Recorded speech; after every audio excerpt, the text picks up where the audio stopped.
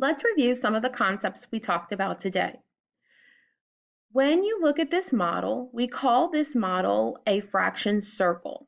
It is one of the ways that we can represent our fractional units. Remember, to be fractional units, the parts must be equal in size. So look at the following whole unit partitioned into fractional units. Look at this model here. And let's go through some questions. Are the pieces equal in size?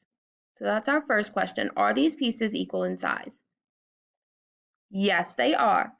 How many equal pieces are there? Can you count them? How many equal pieces do you see? That's right, there are 6. What would those fractional units be called? If we have 6 equal parts, 6 equal pieces, what would we call those units? I hope you said 6 because that would be correct. How many fractional units are shaded? We know that these are 6. How many are shaded? That's correct. 1/6 of the circle is shaded. Now we're going to be working with fractions for the next few weeks. We're going to be comparing them. We're going to be finding equivalent fractions. And so sometimes what is very helpful is to have a model.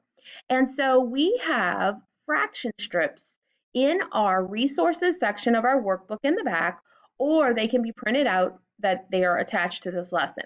Now, you have a job to do with these fraction strips. You're going to cut them into pieces, but before you do, you need to color each of these different strips a different color.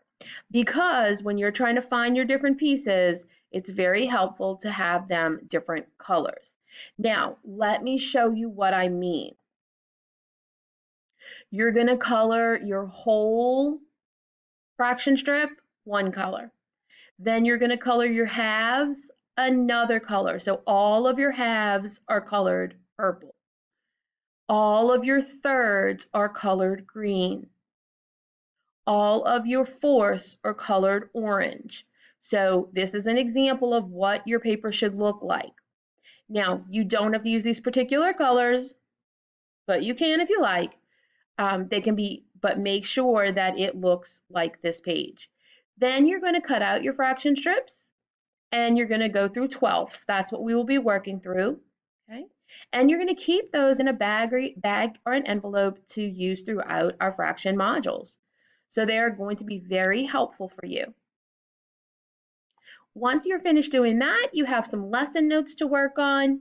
You're going to complete your lesson notes is in your workbook, or you can print them out from your lesson, from this lesson.